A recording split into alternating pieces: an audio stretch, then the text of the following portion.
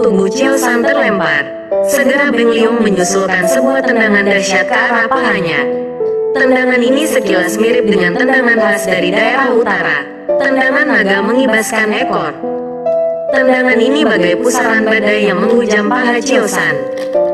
Kraak!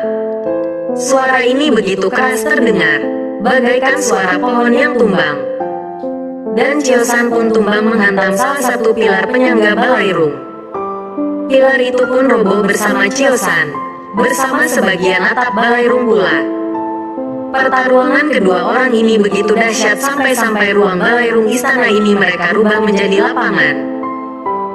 Tembok-tembok hancur berantakan. Atap ambruk. Di luar terlihat peperangan yang amat dahsyat. Entah siapa melawan siapa. Mayat bergelimpangan. Bukankah inti perang hanya ini? Mayat yang bergelimpangan. Seolah-olah nyawa manusia tiada artinya. Dengan sisa pandangannya yang sudah mengabur, Chiosan dapat melihat apa yang terjadi di luar sana. Tapi tubuhnya telah susah bergerak. Kedua kakinya telah patah dihajar tendangan Beng Liong. Rusuknya pun patah sehingga pergerakan badannya pun menjadi kaku. Ia tak dapat berdiri lagi. Walaupun ia dapat menggunakan kedua tangannya, tetap saja percuma. Ia sudah tak mampu mengumpulkan tenaga untuk membentuk kuda-kuda. Padahal kuda-kuda adalah yang terpenting dari ilmu silat. Ia hanya bisa pasrah, menutup mata sambil menanti kematian. Serangan Beng Liong datang bagai air bah yang menghujam dirinya. Dalam kegelapan matanya, Chiosan bisa mendengar gerakan Beng Liong. Entah kenapa ia merasa gerakan itu lambat sekali. Apakah orang yang mendekati kematian akan merasakan seperti itu? Segala sesuatu berjalan dengan sangat lambat. Gerakan ini bagaikan gerakan air bah. Ingatan Chiosan kembali melayang ke saat dia terjebak ke dalam gua dulu. Keadaannya persis seperti ini, di dalam kegelapan, tak berdaya, dan bahkan tak bertenaga. Kenangan di dalam gua itu membawa sebuah perasaan di hatinya. Perasaan semangat yang membara. Bukankah ia sudah berkali-kali hampir mati? Tapi berkali-kali pula ia lolos dari kematian. Saat ini pun juga begitu. Jika belum mati, tentu masih ada kemungkinan lolos dari kematian. Apa yang kumiliki sekarang? Kaki sudah tidak bisa digunakan. Mata telah gelap. Badan pun sudah tidak lincah. Aku masih ada dua buah tangan. Walaupun tenaga sudah tidak ada. Walaupun kecepatan sudah menghilang. Bukankah aku masih punya kehidupan? Selama seseorang masih bisa hidup, mengapa harus takut pada kematian? Selama seseorang belum mati, bukankah dia masih bisa hidup? Oleh karena itu, entah bagaimana tubuh Chiosan yang tergeletak tak berdaya di lantai itu tahu-tahu bisa melayang bangkit menyongsong pukulan Beng Liong. Seperti dulu, menyambut air bah di gua gelap gulita. Mengandalkan apa yang tersisa dari semangat hidup. Manusia boleh kehilangan apapun, namun selama ia belum kehilangan nyawa, maka ia masih bisa mendapatkan apa yang dulu pernah hilang. Chiosan mendapatkan kembali semangatnya. Sisa tenaganya yang tersisa dipakai untuk menggenjot tubuhnya melayang. Genjotan itu berasal dari punggungnya. Dengan sekali genjot ia telah berada di depan Beng Liong yang kaget setengah mati. Bagaimana mungkin musuhnya itu bisa bergerak sedemikian rupa? Itulah perbedaan peniru dan pencipta. Peniru hanya meniru apa yang ia pelajari dari guru atau buku. Pencipta menciptakan sesuatu dari yang tidak ada. Penentuannya adalah di situasi seperti ini. Jika dulu kau diajari orang, atau belajar dari kitab sakti, kau mungkin sangat hebat. Tapi bagaimana jika yang kau pelajari itu tidak bisa diterapkan dalam situasi yang tengah kau hadapi? Zaman berkembang, manusia berubah, segala sesuatu tidak lagi seperti sedia kala. Ilmu silat berkembang demikian luas. Keadaan pun berbeda dari satu pertarungan ke pertarungan lain. Tidak ada orang yang bisa meramalkan masa depan. Begitu pula tidak ada seorang ahli silat pun yang bisa meramalkan hasil pertarungan maupun jalannya pertarungan. Selalu ada hal yang berbeda.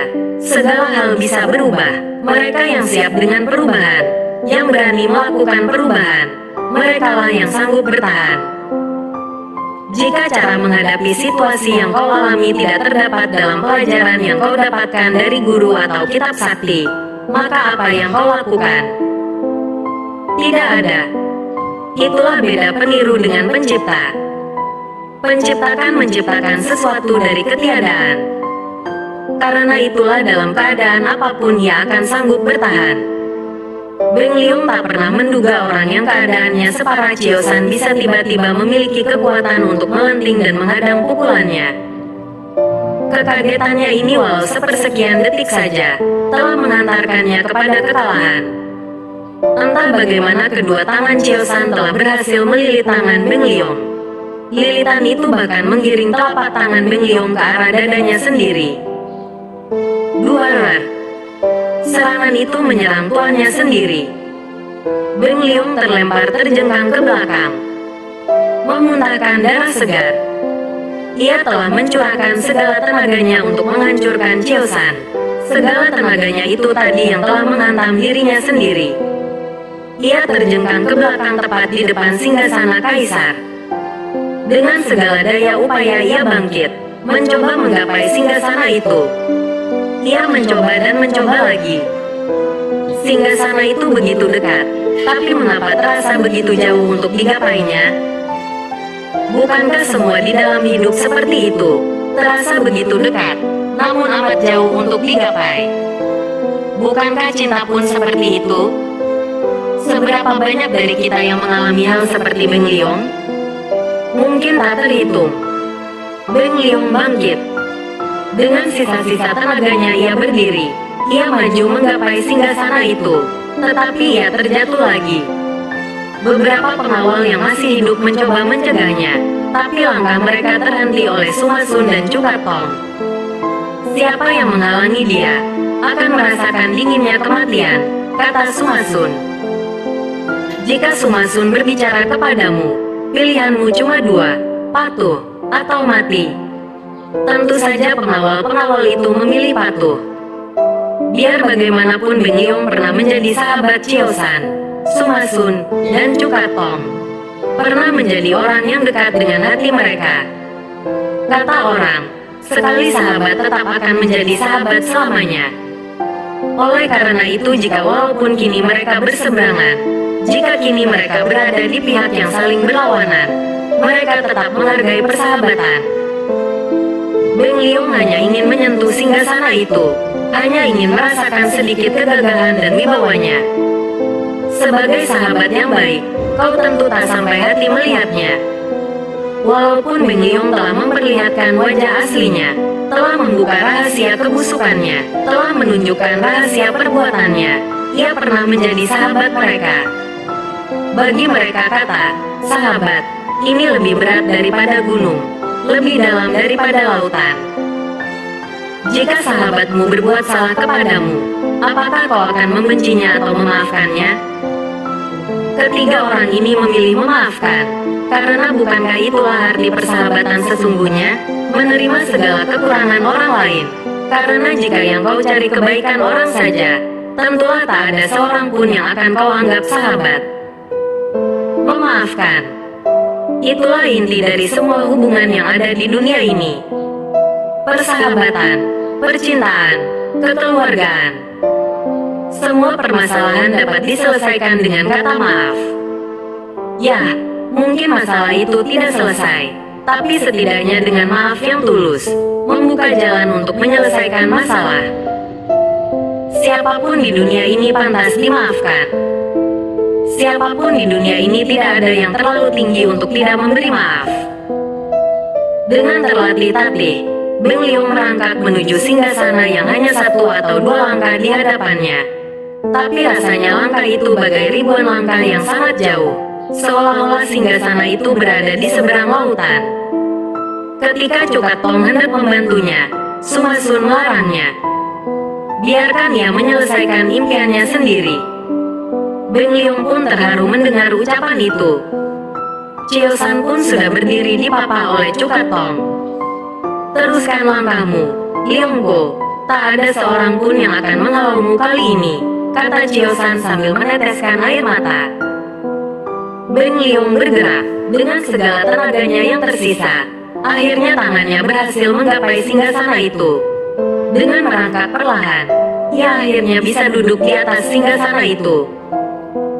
Seketika ada cahaya terang yang menghiasi wajah pemuda tampan itu. Wajahnya yang tadi sepucat kematian kini sekilas menampilkan cahaya kehidupan. Ia nampak tenang sekali. Senyumnya mengembang. Inilah senyum Beng Liong yang terkenal itu, yang meluluhkan hati siapa saja. Dilihat dari sudut manapun, ia memang pantas menjadi kaisar. Terima kasih. Itulah kata-kata terakhirnya. Ia pergi dengan mata terpejam dan senyum yang mengembang. Siapapun yang meninggal dalam keadaan seperti ini, tentulah meninggal dalam kebahagiaan. Orang yang meninggal dalam kebahagiaan, bukankah adalah orang yang bahagia? Chiosan, Cukatong, dan Sumasun meneteskan air mata. Tak ada yang tahu apakah ini air mata bahagia atau air mata kesedihan. Tapi, apapun juga itu, air mata adalah air mata. Ia lahir dari hati. Di luar perang masih berlangsung.